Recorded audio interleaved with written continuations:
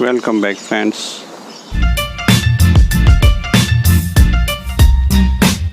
Within 3 months, see the growth of this plant. Massive growth here, and I already start to work on it. Several times I trim it and see the result of trimming. तो हमने इस plant का trimming करता रहा हूँ मैं। ऊपरी ब्रांचों का पहले ट्रिमिंग होता है जिससे उसमें टेपर ना इंक्रीज हो पाए। So top branch can remove first. तो ऊपरी ब्रांचों को पहले ट्रिमिंग करेंगे तो यह ब्रांचिंग होना शुरू हो जाएगा। अब बात आती है 2-3 बार ट्रिमिंग करने से क्या होता है। पहली बार ट्रिम किया, 2 ब्रांच आ गई, दूसरी बार ट्रिम किया या तीसरी बार, तो इस तरह से ब्रांच थोड़ी लंबी हो जाती है दोस्तों, और इतनी लंबी ब्रांच हमें चाहिए नहीं। तो ट्रिमिंग तो चालू रखना ही है। अभी भी ये जो ब्रांच है उसमें ट्रिमिंग कर सकते हैं हम 4 लीफ के बाद, पर यहाँ से फिर कितना लंबा हो गया, ये 1 फीट तो यहीं हो जाता है। तो इसको फिर करना पड़ता है दोस्तों बैक बडिंग। ये जो ट्रिम की ब्रांच है ये जो बढ़ चुकी है, तो अब उसको कहीं हमें नीचे से कट कर देना होगा। भले ही यहाँ 2 ब्रांच है और कहीं और से ब्रांचिंग या ये पूरा हटा देना पड़ेगा और यहाँ से कहीं ब्रांचिंग शुरू करनी होगी। तो इस तरह से हम यहाँ देखिए किया हुआ है। यहाँ ट्रिमिंग किया था, फिर ये बढ़ गई, उसको ट्रिमिंग कर दिया। अब पीछे से फिर से ब्रांच आ रही है, तो उसको बोलते हैं बैक बडिंग। उसको पूरा भी रिमूव कर सकते हैं हम, नए सिरे से स्टार्ट करना होगा। तो ये प्लांट जो है उसकी कैनोपी कॉम्पैक्ट रहेगी। अगर ट्रिमिंग के बाद 2 ब्रांच आती है और यहाँ से ट्रिमिंग के बाद फिर से 2, तो ऐसे तो प्लांट की हाइट बहुत ही बढ़ जाएगी। तो हमें कॉम्पैक्ट बनाए रखना है, ये आज समझना है हमें।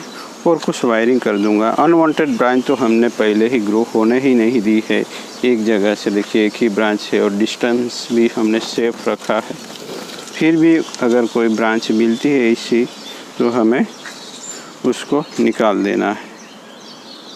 तो चलिए मैं उसका थोड़ा ट्रिमिंग, वो सब तो आप जान चुके हैं, तो उसका क्लीनिंग और वायरिंग करना होगा आज।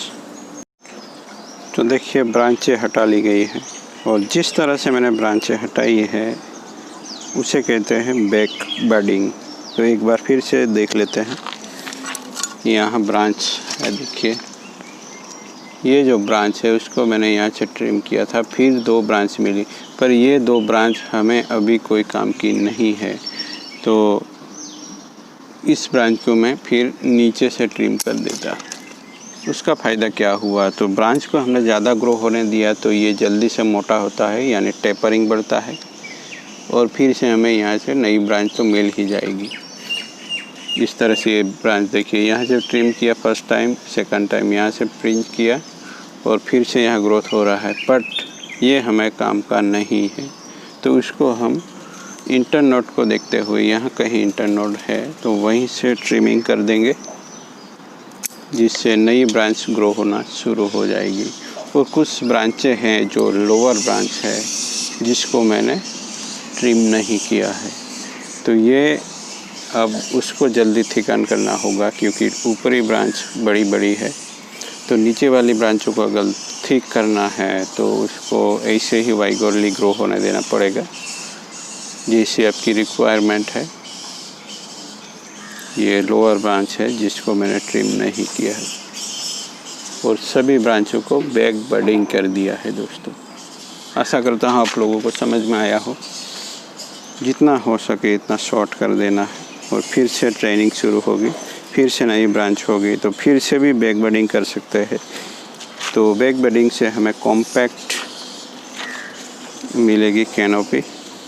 नहीं तो आप एक बार पिंच किया और दूसरी बार यहाँ किया, तीसरी बार यहाँ किया, तो फिर ये बढ़ता चला जाएगा। 1-2 फीट कब हो जाएगा पता नहीं चलेगा, और इतनी बड़ी कैनोपी हमें ज़रूरी नहीं है। तो बैक बडिंग का फ़ायदा भी मिलता है दोस्तों। एक बार ब्रांचिंग हो गई तो हम क्यों निकालें, तो फिर इसका फ़ायदा भी मिलता है, क्योंकि जल्दी से टेपरिंग भी होता है।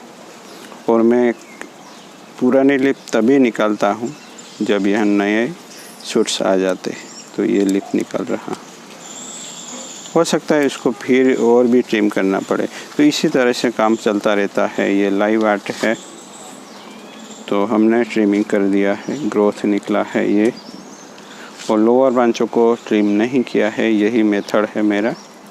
और ऊपरी ब्रांचों को ट्रिम करता हूँ जिससे उसमें टेपर थोड़ा कम हो और ब्रांचिंग होती रहे। और नीचे वाली ब्रांचों में बाद में ब्रांचिंग करेंगे। तो आशा करता हूँ दोस्तों वीडियो पसंद आया हो और लाइक करते रहे, जिससे मुझे मोटिवेशन मिले और मैं कुछ और वीडियो बनाने की कोशिश करूँगा। मैंने कुछ वायरिंग कर लिया है दोस्तों, क्योंकि इस स्टेज पे आप कुछ ना कुछ मूवमेंट दे सकते हैं इस तरह की ब्रांचों को। बाद में तकलीफ़ हो सकती है क्योंकि ये थोड़े थिक हो जाएंगे तो मूवमेंट नहीं कर पाएंगे, इसलिए इस स्टेज पे ही आप वायरिंग कर सकते हैं। ये कुछ सेक्रीफाइस ब्रांचें हैं जो पहले भी बता चुका हूँ, इसका ट्रिमिंग नहीं करना है। टॉप ब्रांचों में ट्रिमिंग कर दिया और वायरिंग किया है। देखते हैं अब कैसा ग्रोथ होता है, या एक सीजन के लिए हमें इसको ऐसे ही छोड़ना पड़ेगा। अगर ग्रोथ ज़्यादा दिखता है तो मैं ट्रिमिंग भी करता रहूँगा और बैक बडिंग भी होती रहेगी। Thank you for watching friends.